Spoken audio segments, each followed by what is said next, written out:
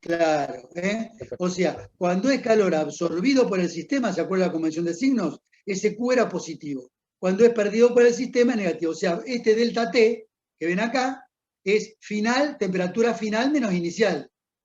Temperatura final menos inicial. ¿Está claro? Sí. Si la final es mayor que la inicial, el delta va a ser positivo. El Q va a ser positivo, entonces calor ganado. Ahora, si el final es menor que el inicial, el delta T es negativo. Entonces calor perdido, porque va a ser Q menos. ¿Entendieron, chicos? Sí. Bien, Sí. muy bien.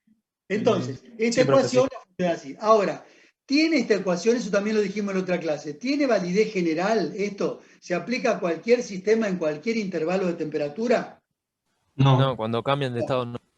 No, no tiene que haber. Yo le decía en la otra clase, por ejemplo, si yo quiero saber cuánto es el Q cuando paso el hielo de menos 10 grados hasta agua a 10 grados, ¿puede usarla? No, porque hay un cambio de estado entre medio. Claro, en realidad puedo usarla si la uso en dos tramos, o sea, de menos 10 a 0 y de 0 a 10. Teniendo en cuenta que en 0 grados se produce la fusión y ahí absorbe, para pasar el hielo de hielo a 0 grado a agua a 0 grado, absorbe un calor que se llama calor latente. ¿Qué es un calor latente? Es el calor que se necesita para realizar el cambio de estado. En el caso de la fusión será el calor latente de fusión. Y en el caso de la ebullición será el calor latente de ebullición. ¿Está claro? ¿Entendieron, chicos? Sí, sí. Sí, Muy sí. bien. Entonces yo lo puedo hacer en dos tramos, eso así. Pero la ecuación, así como está, no la puedo aplicar si en el delta de temperatura ese ocurre en el sistema algún cambio de estado. ¿Está? Esta ecuación ustedes la van a usar porque van a hacer mucho problema de eso. Se tienen 20 gramos de cobre. El C del cobre es 0,04. El delta de temperatura es la temperatura inicial tanto y la final tanto. Calcule el Q, o se da el Q y calcule el delta T. Bueno, van a ser problemas con eso. Después, van a ser otros problemas que es el siguiente. Supónganse que ustedes tienen un bloque de cobre que está a 40 grados y tienen un bloque de hierro que está a 20 grados. Y dice, se ponen en contacto los dos bloques. ¿Está? ¿Qué va a pasar? Van a intercambiar. Equilibrio térmico. Claro, se va a transferir calor desde el bloque más caliente hasta el bloque más frío en virtud de cambio de temperatura, hasta que la temperatura se iguale. ¿Está? Entonces, si yo, por ejemplo, llamo QA, que tengo acá QA, Q sub A, a la cantidad de calor transferido por el cuerpo A, y QB, la cantidad de calor transferida por el B, entonces yo puedo decir que QA más QB igual a 0. Si uno pierde, seguramente va a ser negativo. Si uno gana, positivo. Como es suma 0, lo que pierde un bloque lo gana otro. Entonces yo puedo poner QA más QB igual a 0 o bien QA igual a menos QB. ¿Está? Entonces, con esta ecuación, después QA lo reemplazo por MA, CA y delta T. Y QB por MB, CB y delta T. Y ahí entonces puedo calcular la temperatura final del sistema de temperatura inicial. Después van a practicar estos problemas. ¿Está? Entonces acuérdense que cuando yo tengo que sumar el calor transferido entre los bloques, QA más QB igual a 0 o QA igual a menos QB. Si ustedes no ponen este menos acá, le va a dar cualquier cosa. ¿Dudas con esto? Profe, ¿este tipo de ecuación se puede hacer solo en sistemas aislados? No, no. Este sistema, si el sistema es aislado, chicos, el sistema aislado, ¿cómo es el Q del sistema? 0. Cero. Porque Claro. aislado no intercambia calor. Ahora, cuando yo tengo dos bloques, digo sí que ese sistema completo del bloque A más bloque D está aislado. ¿Por qué? Porque todo el calor de un bloque va a parar al otro. Porque si existiera un sistema abierto, parte del calor pasa al ambiente. ¿Entienden? Cuando yo uno los dos bloques, tengo que ver que todo el calor de A pase a B. O parte del calor de B pase a A. Entonces, cuando yo uno los dos bloques, lo que hago es, esperen que admitir, chicos, que llegaron tarde. Cuando yo, Cuando yo uno o dos bloques, considero que los dos bloques están aislados, de tal manera que todo el calor perdido por uno de los bloques vaya para el otro bloque. Muy bien la pregunta, ¿eh? Sigo adelante, chicos. Sí, sí. Sí, sí. profe. ¿Por qué no sigue adelante? Bueno, acá cosas que ya estuvimos hablando un poco para repasar, chicos. Dice, calor específico. Entonces, es la cantidad de calor que necesito para 1 gramo de sustancia subirle 1 grado. Si esa sustancia es el agua, y es de 14,5 y 15,5, es justamente la definición de caloría. Pero si es otra sustancia, el calor específico va a ser otro. ¿Me entendieron? Ahora, calor específico molar. Lo mismo que el anterior, pero en lugar de estar por gramo, es por mol. O sea, el calor específico molar es la cantidad de calor que necesito para elevar 1 gramo, 1 mol de la sustancia. Es lo mismo, pero como yo les digo, acá le vamos a dar muchas definiciones que ustedes van a usar en otras veces que hablan de termodinámica. Entonces, a veces se habla de calor específico y a veces de calor específico molar. La diferencia, uno es caloría por gramo por grado, la unidad, y otra es caloría por gramo por mol. ¿Está bien? Ahora, otro que se usa mucho también es la capacidad calorífica. La capacidad calorífica es muy importante para los ingenieros, es muy importante esto, la capacidad calorífica. Es la cantidad de calor que absorbe un sistema en un cambio de temperatura. Por ejemplo, yo puedo hablar la capacidad calorífica del bloque de un motor, ¿cierto? ¿Qué es eso?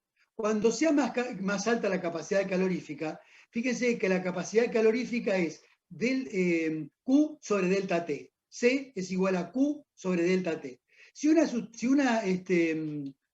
sistema o una sustancia tiene una alta capacidad calorífica, quiere decir que para un mismo delta de temperatura va a absorber más calor, más cantidad de calor. Cuanto más capacidad calorífica tenga, en el mismo intervalo de temperatura, uno absorbe más calor que el otro. ¿Está bien? Para el mismo cambio de temperatura. Bueno, entonces se da en calorías por grado centígrado. Y después el calor latente de fusión-ebullición, lo que decía, la cantidad de calor que se necesita para un cambio de estado por gramo de sustancia. O sea, las unidades son calorías por gramo. Seguimos.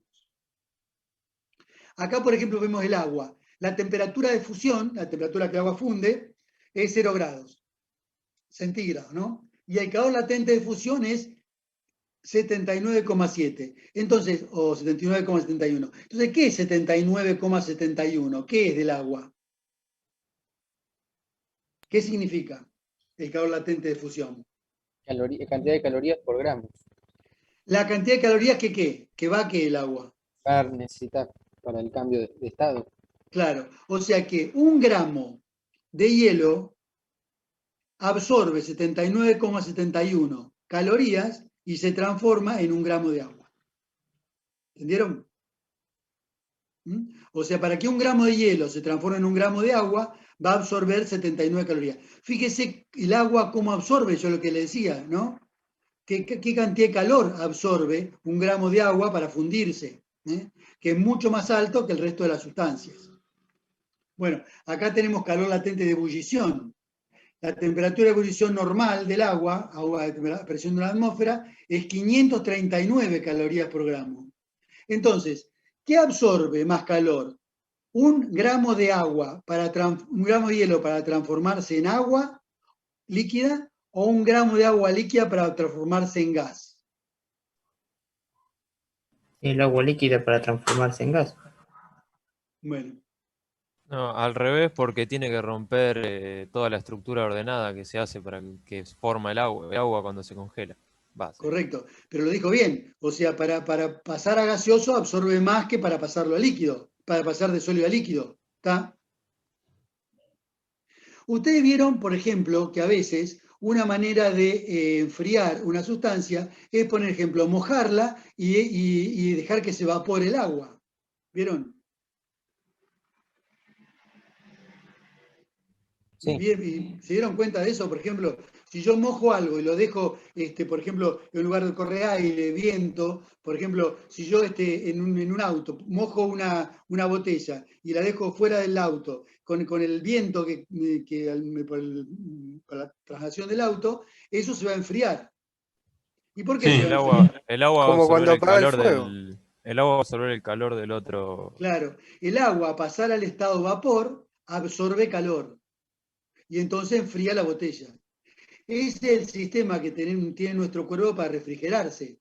O sea, ¿por qué la piel tiene las glándulas sudoríparas que segregan sudor, ¿cierto? El sudor líquido. Porque entonces el agua al evaporarse, entonces refrigera, porque absorbe calor y entonces es una manera de mantener el cuerpo a 37 grados. Cuando nosotros hacemos deporte, por ejemplo, que se produce una serie de reacciones químicas que producen calor, entonces una manera de eliminarlo es eso. Es decir, las glándulas sudoríparas segregan sudor, el sudor al evaporarse absorbe calor, entonces una manera de refrigerar el organismo. ¿Tá? Por eso que los bebés cuando tienen mucha fiebre le dicen que le den un baño, porque entonces al evaporarse el agua, entonces después se refrigera el cuerpo. Bueno, chicos, seguimos adelante. Esto es re lindo. A nadie le gusta. A mí sí, porque me gusta la física. No sé a ustedes. Bueno, ¿se acuerdan que nosotros dijimos que las dos energías de intercambio que vamos a suponer para el sistema y el entorno son una, el calor, que es la energía transmitida en función de un cambio de temperatura, una diferencia de temperatura entre el sistema y el entorno, y la otra es el trabajo, que es la transferencia de energía que no tiene que ver con una diferencia térmica entre el sistema y su entorno. Entonces, para la mecánica clásica, la mecánica newtoniana, trabajo es la fuerza trabajo se realiza por una fuerza aplicada sobre un cuerpo, cuando este cuerpo se traslada.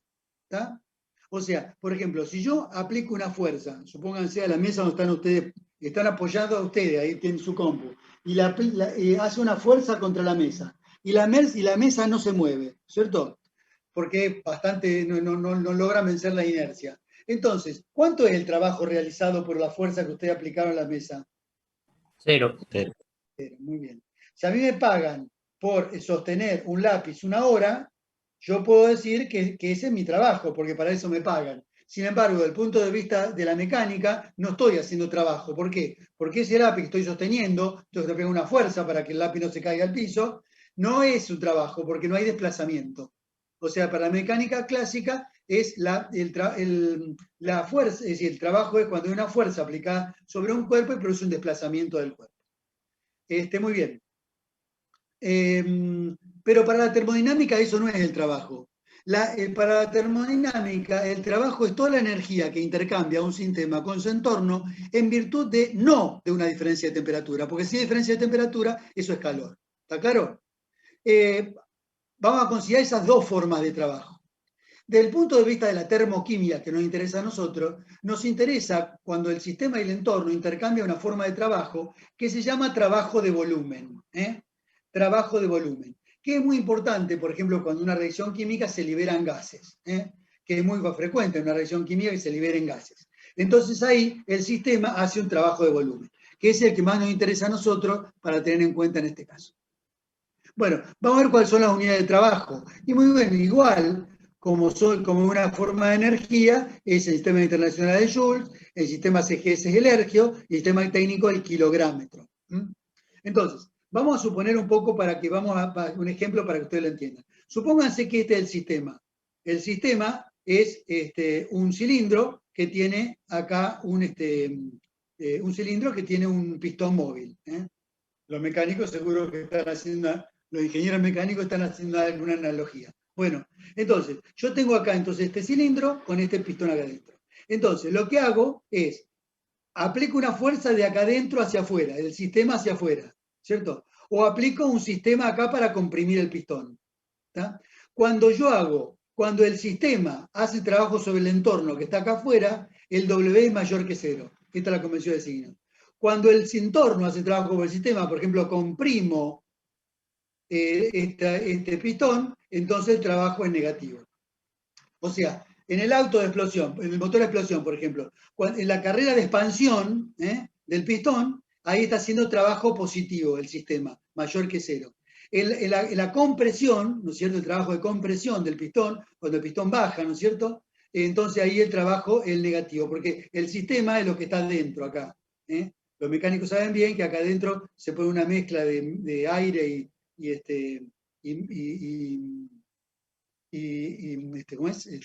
combustible, y se produce la explosión, y eso se llama motor de combustión interna, para que no lo saben.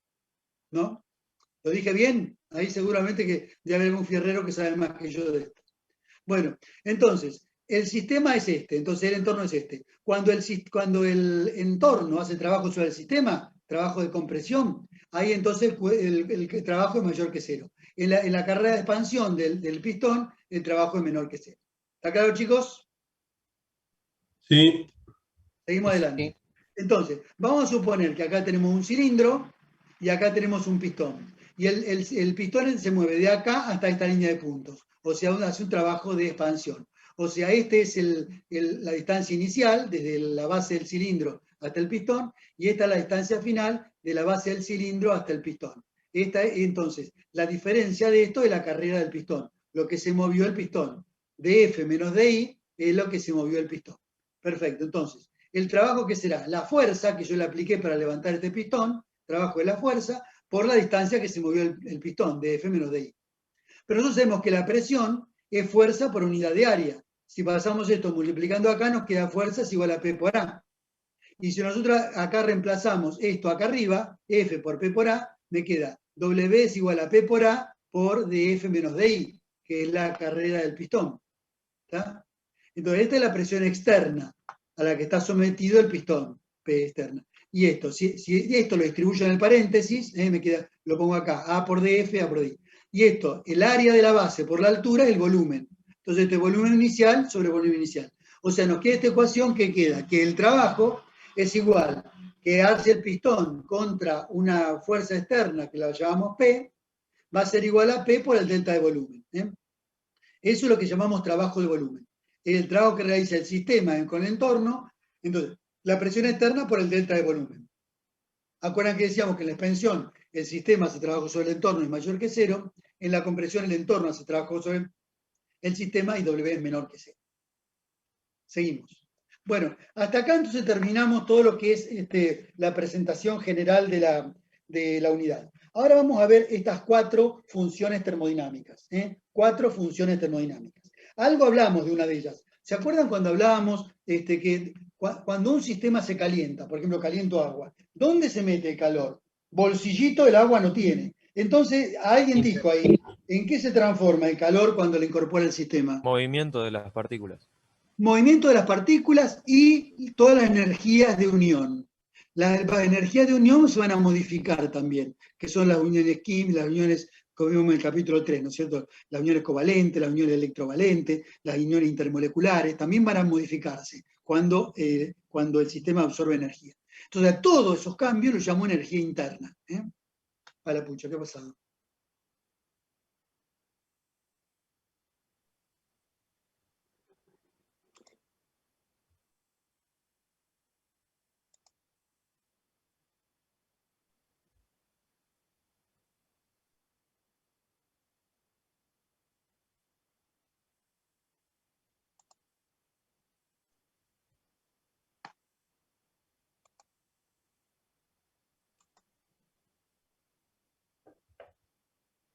Hola, hola. Sí, ahí se fue, Cartel, Está todo bien. Pues sí, profe, todo, se escucha bien. Sí, está todo bien.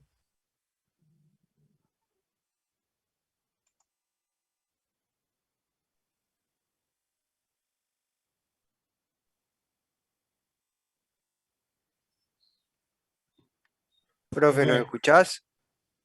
Sí, pero no veo la pantalla. Esperen que vuelva a la pantalla completa. ¿Ustedes me escuchan? Sí, está todo bien. No pasó nada. Apareció eso de que inicie sesión, Ahí pero a está. nosotros ¿Ahora no me pasó escuchan nada. bien? Sí. Sí. ¿Me escuchan bien? Sí, sí. Yo dejé de ver en mi computadora el Power. Bueno, Chicos, entonces, yo acá entonces tengo la energía interna, lo que le acabo de decir. Después vamos a ver las otras tres, que es la entalpía, la entropía y la energía libre. Vamos a empezar con la energía interna. Bueno, la energía interna, yo les digo, está compuesta por la energía química, los enlaces químicos, iónicos, covalentes, todo lo que conocen, las uniones intermoleculares, y la que se llama la energía de movimiento, o la energía cinética, que sería la translacional, ¿qué sería? De traslación. Las moléculas se mueven, se desplazan en el sistema. Por ejemplo, tengo un vaso de agua, las moléculas con agua, mejor dicho, líquida. Entonces, las moléculas se van moviendo, se van desplazando dentro de ese vaso. Entonces, esa es una energía. A medida que absorbe calor, se van a desplazar más rápido. O sea, eso es lo que se llama la energía de traslación o translacional. Otra sería la rotacional. Las moléculas rotan.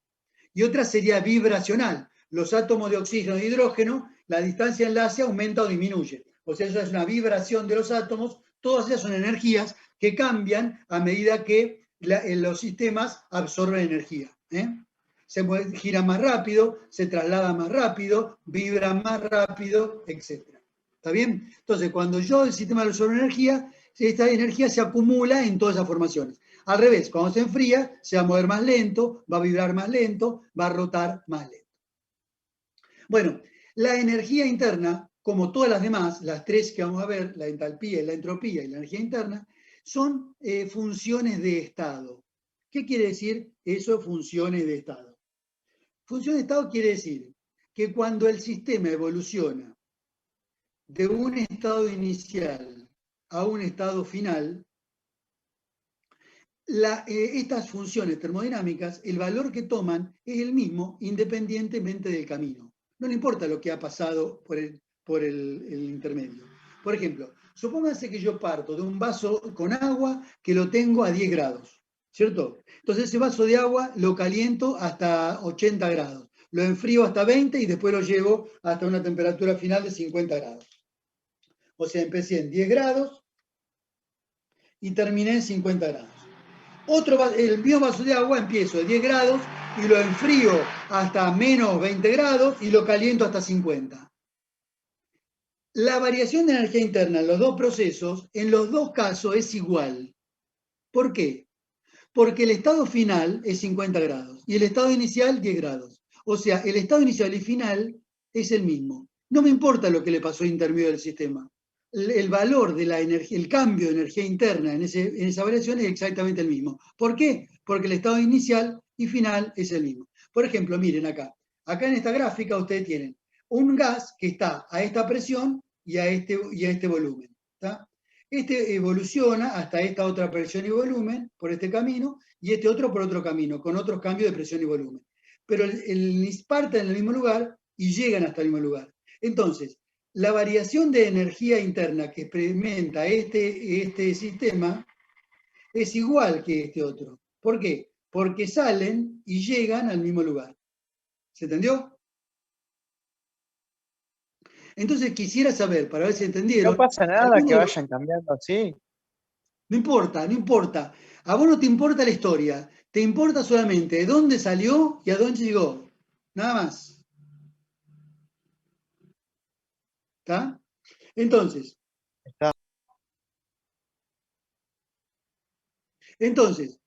yo digo, por ejemplo, entonces, ¿cómo podría definir entonces, a ver, ¿quién me dice por qué la energía interna es una función de estado?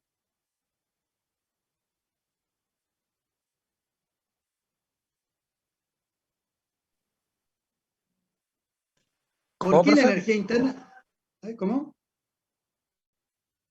Digo, ¿cómo era la pregunta? Porque depende. ¿Por qué la energía interna es una función de estado?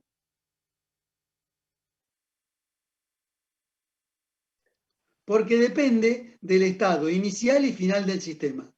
O sea, la variación de energía interna que experimenta un sistema cuando realiza un cambio, ¿se acuerdan que era cuando un sistema estaba en equilibrio? Chicos, tienen que ir repasando lo otro, porque ahora yo voy a usar todo lo que definí. Si ustedes no saben las definiciones, no van a entender nada. Yo digo, por ejemplo, un sistema está en equilibrio. ¿Qué digo cuando un sistema está en equilibrio? ¿Cuándo es? Cuando tiene la misma temperatura. ¿Solo eso? ¿Cómo se llamaba No sería entonces? La temperatura, masa. presión y volumen. ¿Y la Tendría composición? conservación de masa. O sea, ¿cómo digo para Los generalizar números, todo? Que tiene la misma ¿Vieron? energía interna. No, ven, no estudiaron, no repasaron las definiciones que yo les di. Entonces no pueden hablar en termodinámica, lo pueden hablar en criollo, pero yo necesito acá, a esta altura de sus vidas, que ustedes me hablen en lenguaje termodinámico. Ustedes me tienen que decir, porque las variables del sistema permanecen constantes en el tiempo. Y sí, era más o menos eso. Claro, para los termodinámicos, más o menos es mal. ¿Eh? Entonces ustedes tienen que hablar en lenguaje termodinámico. Por eso me paré en la otra clase anterior explicando todas las definiciones, porque hay que hablar exacto. Para los termodinámicos, más o menos es mal. Entonces ustedes tienen que decir, ¿por qué un sistema está en equilibrio? Porque las variables del sistema, ahí dice la presión, el volumen, la temperatura, la composición, el color, la humedad, todo, permanece constante en el tiempo. Y ahora les pregunto, ¿cuándo un sistema entra en un cambio o transformación? Cuando sus variables sí cambian a través del tiempo. Perfecto.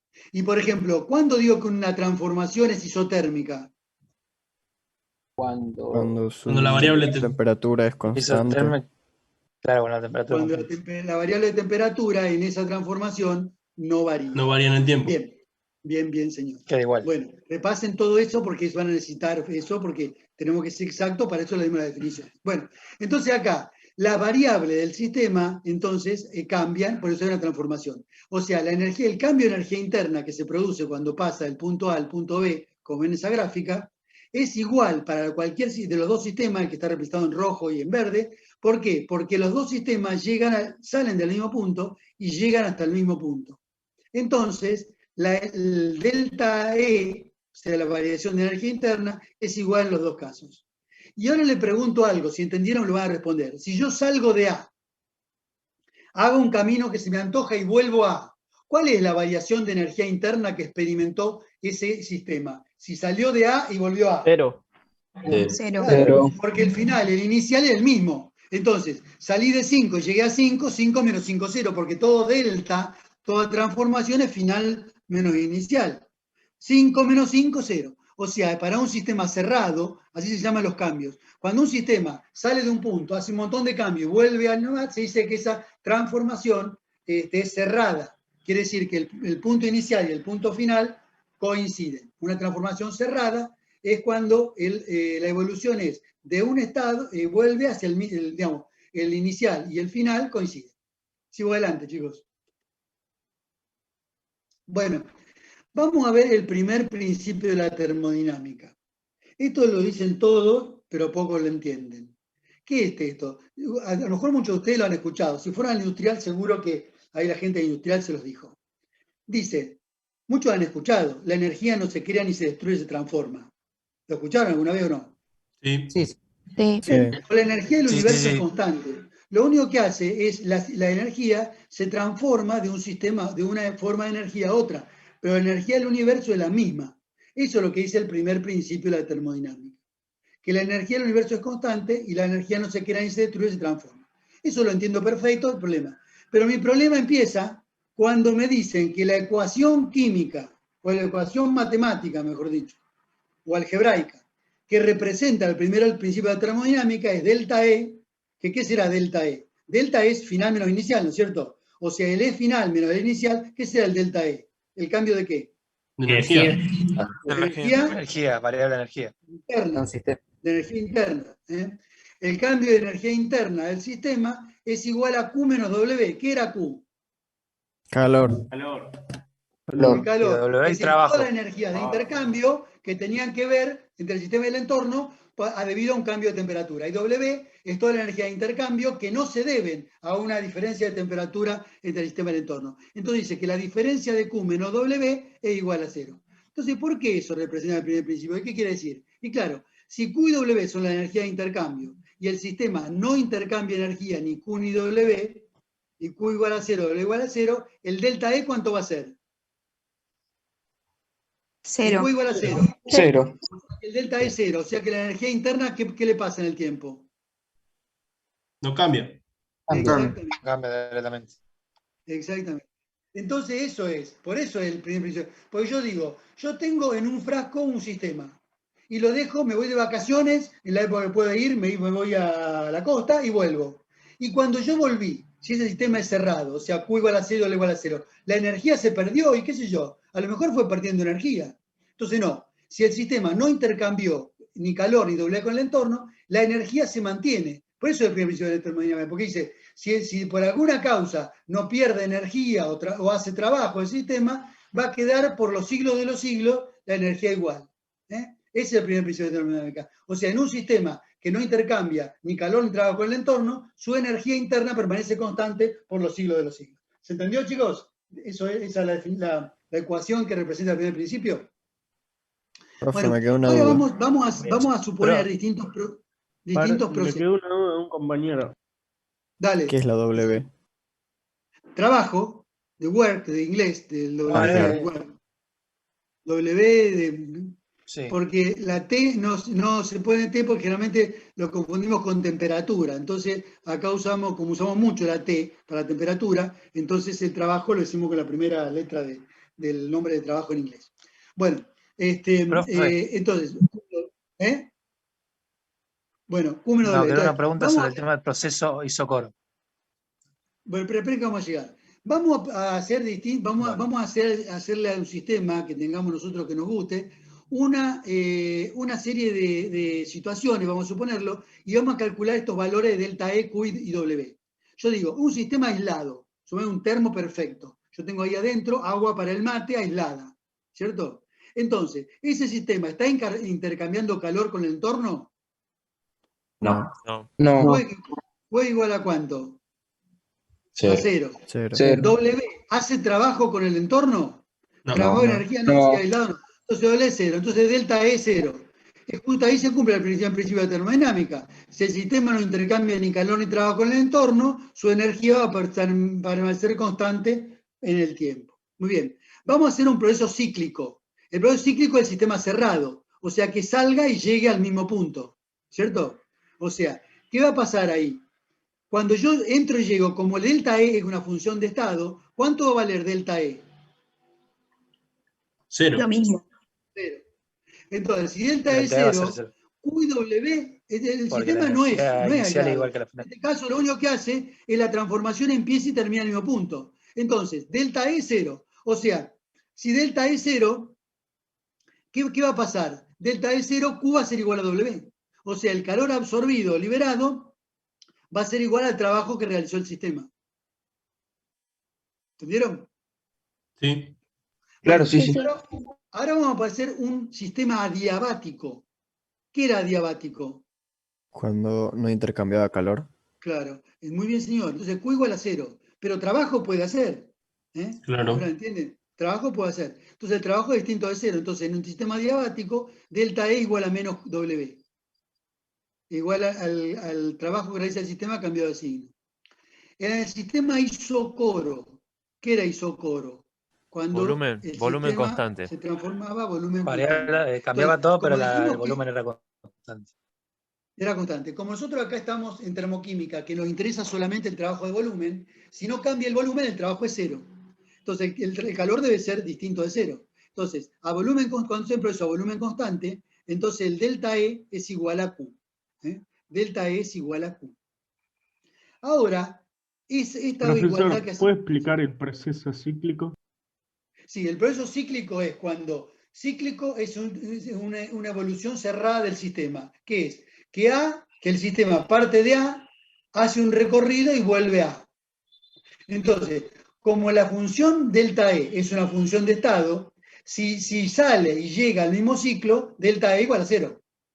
Entonces, E inicial es igual al final y delta E igual a 0. Entonces, en ese caso, el proceso cíclico, delta E es igual a 0, entonces Q necesariamente tiene que ser igual a W, para que la diferencia sea 0. Claro. ¿Está bien, chicos? Yes. Bien. Entonces, ahora acá, en esta última igualdad que hicimos acá, hay un problemita acá. Delta E, o sea, yo digo, en un proceso isocórico, delta E igual a Q. Pero ¿qué pasa? Si yo miro esto solo, yo digo, en cualquier proceso delta E es igual a Q. Y tengo que responder que no. ¿Por qué? Porque delta E es independiente del camino. Y Q, el calor absorbido liberado por el sistema, depende del camino. Entonces yo no puedo hacer esta igualdad siempre. O sea, cuando hago esta igualdad, tengo que indicar el camino. ¿El camino cuál es? El camino isocórico. O sea, cuando un sistema se transforma de un punto a otro en forma de volumen constante, entonces ahí sí delta E es igual a Q. Entonces lo que se acostumbra a poner acá en esta ecuación es QB. QB, sub B, acá, para indicar que este Q tiene que hacerse a volumen constante, entonces en ese caso va a ser una función de estado igual que el delta E. Eso lo vemos acá en esta cosa. O sea, si yo quiero igualar delta E igual a Q, tiene que ser a volumen constante. ¿Está? Entonces, si yo, por ejemplo, hago una reacción química dentro de un tachito que tiene un volumen constante, el calor que absorba o libere ese sistema va a ser igual a la variación de energía interna. ¿Está? Entonces esto es interesante porque yo, por ejemplo, agarro un tachito, le pongo volumen constante, le pongo adentro una reacción química, le pongo un termómetro, mido el cambio de temperatura, ¿no es cierto? Mido el cambio de temperatura y ahí puedo calcular la variación de energía interna. ¿Entendieron? Sí. Bien. ¿Qué Profe. pasa? Sí, te escucho. Disculpa que le interrumpa. ¿Qué quiere decir cuando la variable de energía es igual a QB? ¿QB qué quiere decir? QB quiere decir que el calor que absorbe o libera el sistema, cuando la transformación que realiza el sistema es a volumen constante, que el volumen no cambia. Ok. Sí. Así como decimos que isotérmico es que varía cualquier cosa menos la temperatura, por eso es isotérmico, el QB es el calor que absorbe o libera el sistema cuando la transformación se realiza a volumen constante. Entonces, si yo tengo una reacción química y la pongo en un tachito que no puede modificar su volumen, porque el volumen es constante, por ejemplo 1 litro, y yo le pego a eso un termómetro, miro el cambio de temperatura, con la ecuación de hoy de Q es igual a M por C por delta T, puedo calcular Q. Y con Q calculo el delta E. Entonces, calculo la variación de energía interna que se produce en la reacción química cuando tengo la reacción química dentro del tachito. ¿Entendieron? Sí, profe. Sí. Gracias. Bueno, pero hay un problema que tenemos acá en química, ¿no es cierto? Y con esta magnitud. ¿Cómo se hace la mayoría de las reacciones químicas que hacemos cotidianamente en tu casa, o en el laboratorio, o en la industria, o en cualquier lugar? La mayoría de las reacciones químicas. Por ejemplo, no sé, lo que ustedes quieran, cocinar. Cambio de volumen. Hay cambio de volumen. Porque ¿cuál es la condición que no cambio? A ver si alguien se da cuenta. ¿Cuál de los parámetros comunes, presión, volumen, temperatura, en general no cambia cuando hago una reacción química? Por ejemplo, qué sé yo, mezclo A más B que da C. ¿En qué condiciones la hago? Por ejemplo, la pongo adentro de un recipiente abierto. En la presión atmosférica del ambiente. Claro. La hacemos a presión atmosférica. Entonces, estaría bueno definir una función termodinámica que sea igual al calor absorbido, liberado por una reacción química o por cualquier otro proceso, pero en nuestro caso para reacción química, que sea igual a presión constante, que sea igual al QP, ¿entienden? O sea, quiere una función termodinámica que sea igual al QP, o sea, el calor absorbido, liberado por el sistema, cuando se hace a presión constante, porque yo ahí haría cualquier reacción a presión constante, la presión constante es la presión atmosférica, le mido el cambio de temperatura y ahí obtengo el cambio de esta función termodinámica que es asociada con la energía. ¿Entendieron lo que necesito hacer? Sí. Obtener una función termodinámica que sea igual al calor liberado y absorbido por un sistema cuando el sistema evoluciona a presión constante. O sea, ¿cómo se llama cuando evoluciona a presión constante? Isóbaro. Isóbaro o isobárico. Perfectamente, chicos. Bueno, esa magnitud tiene un nombre raro, a lo mejor para ustedes, y después se van a acostumbrar, que se llama entalpía. Entalpía. Eso viene del griego que entalpos quiere decir calentar, ¿no es cierto? Entonces, yo necesito, se reunieron los termodinámicos y dijeron, bueno chicos, vamos a crear esta función termodinámica que sea igual al calor absorbido liberado por un sistema cuando el sistema evoluciona a presión constante, o sea, isobáricamente. Entonces, ellos que no eran ningunos tontos, estos señores, dijeron, bueno, a esta H, que la entalpía se indica con la letra H, es igual a E, que es la energía interna, más el producto de la presión por el volumen del sistema. ¿Está? A eso lo llama entalpía. Entonces, siempre estas magnitudes no nos interesa el valor absoluto de la entalpía, sino los cambios que se producen cuando yo hago un cambio en el sistema. Entonces, vamos a tomar los delta. El delta H es igual a delta E más delta P por B.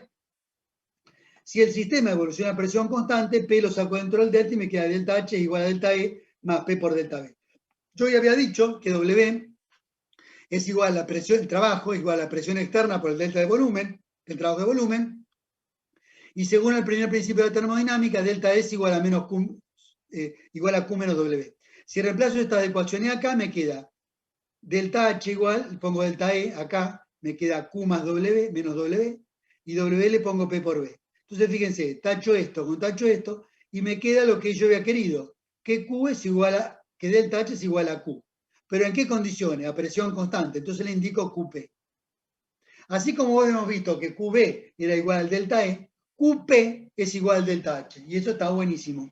Porque yo hago una reacción química a presión atmosférica en un tachito abierto, le mido el cambio de temperatura, con eso obtengo QP, y ahí calculé el delta H, que es la variación de esta función termodinámica que se llama entalpía.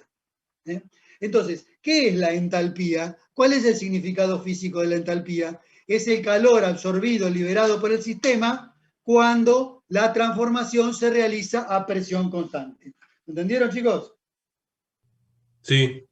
Bueno, es fácil, son unas pavadas esto. Lo que pasa es que es aburrido. Me dicen que es aburrido, estoy de acuerdo. Me dicen que es difícil, no estoy de acuerdo. Bueno, entonces, vamos a hablar mucho ahora de entalpía, delta H en esta unidad. Entonces, ya acuérdense que no es más que el Q absorbido liberado cuando en cambio se hace a presión constante. Esa pavada. Relaciona esas dos cosas, entonces ya entalpía ahora, variación de entalpía no le va a surgir, no le va a hacer problema. Entonces, vamos a ver esto de los signos que sí es muy importante y recuerden. Supóngase que yo vamos a hacer una reacción química. Puede ser, el delta H lo puedo hacer a una transformación física también, pero acá lo voy a aplicarlo, porque estamos en química, a una reacción química. Entonces, si yo tengo una reacción exotérmica, ¿qué será una reacción exotérmica, chicos? Libera calor. Libera energía. Calor liberado. Calor liberado. Entonces, una reacción exotérmica es un sistema, una reacción química, una reacción química, y libera calor. Cuando el calor era liberado, ¿cuál era el signo del calor por la convención que vimos? Negativo. Negativo. Calor liberado era menor que cero. Y delta H es menor que cero. O sea, en una reacción exotérmica libera calor, el delta H es menor que cero y el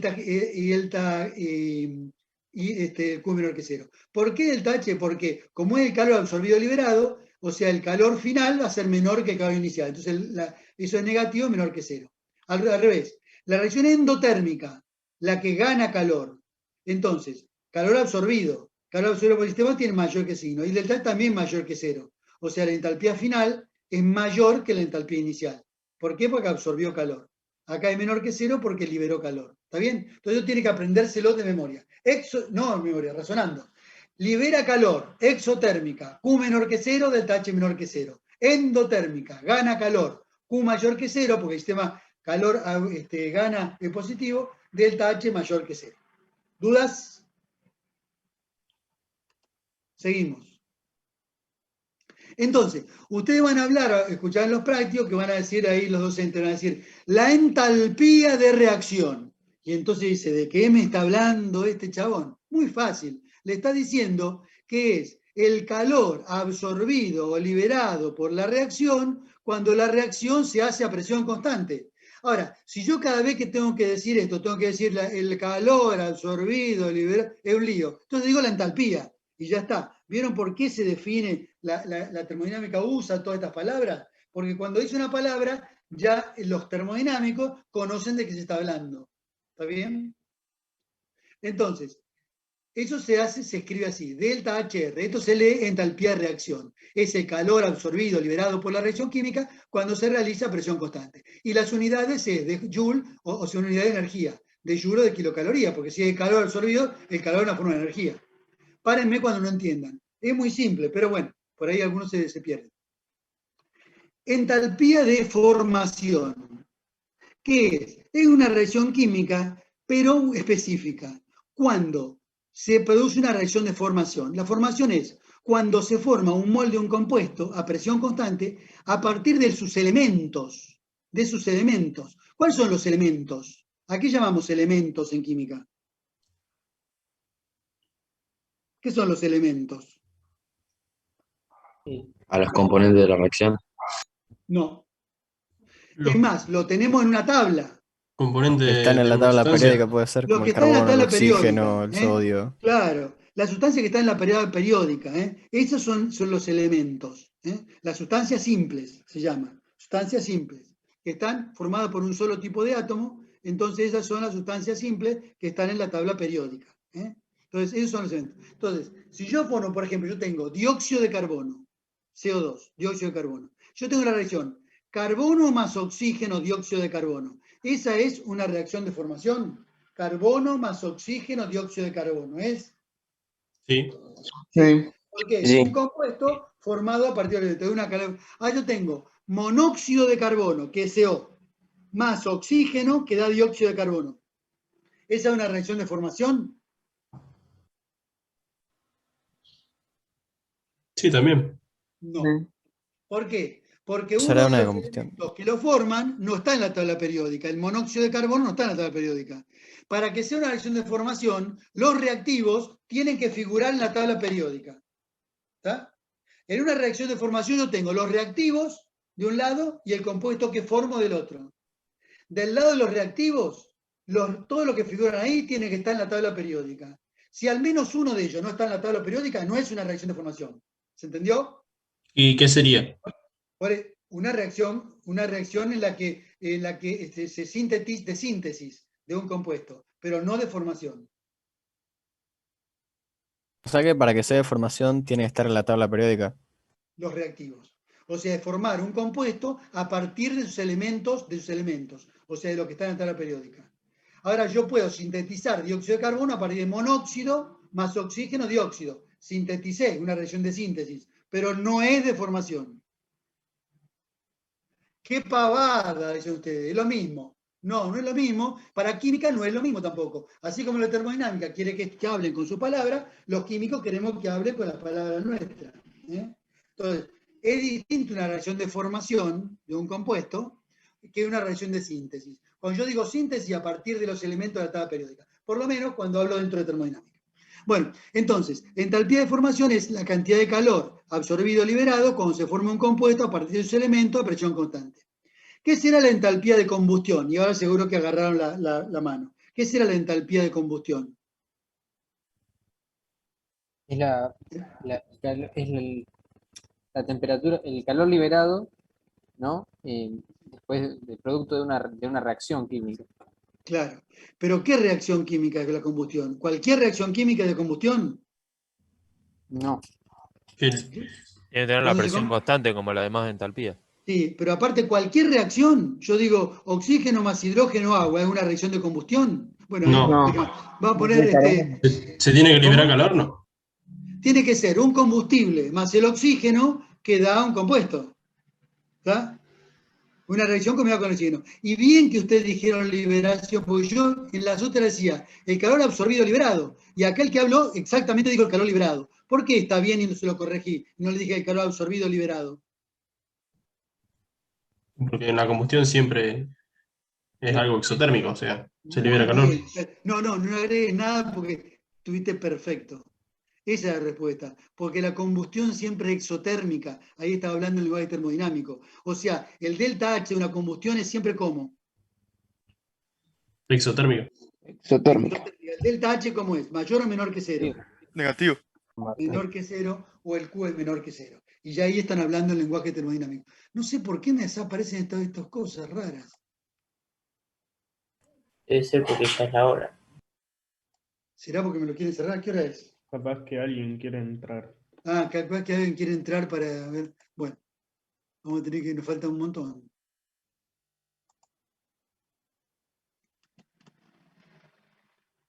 Pero, profe, ¿los profesores de práctica no usan la misma cuenta Porque ahora tenemos la práctica nosotros. Sí, y lo proyecto es la práctica, a ver si es cierto eso. A ver, pero a ver si podemos seguir y que sea un poquito más para terminar este tema. Bueno. Vamos a terminar por lo menos entalpía. Sí, seguramente van a entrar a la práctica. No, pero la práctica, sí, está bien, por la práctica, ahora viene la comisión 3 que usa lo mismo que nosotros. Bueno, chicos, entalpía estándar. Miren, cuando la entalpía, acuérdense que yo cuando digo entalpía es calor absorbido liberado por el proceso cuando el proceso realiza presión constante. Si lo hago a 25 grados y la presión que elijo puede ser cualquiera, pero si elijo una atmósfera, a eso llamo condiciones estándar. Entonces al delta H le agrego un supracero acá. Eso quiere decir que se realizó a la presión de una atmósfera y a 25 grados. ¿Tá? Entonces, miren cómo leo esto. Hidrógeno más un medio de oxígeno, hidrógeno gaseoso, más un medio de oxígeno gaseoso, agua líquida, tengo que poner los estados de agregación entre paréntesis, porque si no cambia, es igual a delta HF0 igual a menos 68,3 kilojoules. ¿Cómo leo esto? Que cuando se forma un mol de agua a partir de sus elementos, o sea, una reacción de formación, el calor liberado, ¿por qué digo liberado? Porque es negativo. Tiene la signo entropía. negativo. Menor que cero. Es de 68,3 kilocalorías por cada mol de agua que se forma. Cuando la reacción se hace a la presión de una atmósfera a 25 grados centígrados. ¿Está bien? Bueno, ahora quiero que otro de ustedes me lea esta reacción acá. Este es el metano más oxígeno, dióxido de carbono más agua. Entonces, ¿qué quiere decir de delta HC0 es esto? ¿Que cuando qué? Cuando se quema un mol de metano, se Claro, libera. se hace la combustión, esa se quema es un sinónimo. Cuando se quema un mol de metano, a presión constante se Condición estándar. libera esa cantidad de calor. claro. Bueno, y entonces, ¿por qué es negativo? ¿Habrá algún calor de combustión positivo? No, porque nunca va a absorber. No, porque la combustión siempre va a ser exotérmica. Muy bien. Siempre va a liberar. Bien, chicos. Entonces, ya le estoy preguntando algo. Determinar este delta HC experimentalmente, ¿será fácil? Yo tengo que hacer esta combustión a la presión de una atmósfera y a 25 grados. ¿Tá? Y cuando yo queme el metano, ¿qué va a producir al sistema? Un aumento de la temperatura. Así que va a ser medio complejo. Por eso que ya vamos a ver unas maneras indirectas de calcular la entalpía. A ver cómo está así corto. Sí. Ahí está. Hago esto y termina. Va a ser medio complejo. Bueno, chicos, vamos a parar acá, que es cálculo de la entalpía de reacción. Vamos a parar acá porque si no vamos a complicarle las otras a los que tienen que ir a la otra unidad. Bueno, chicos, vamos a cortar acá y me faltaría un poquito que lo vamos a hacer el día jueves, seguramente. Listo. Bárbaro. Bueno, profe. Hasta luego. Entonces, nos cortamos, así van a Chao. la Gracias. Listo, hasta luego. Adiós. Gracias, profe.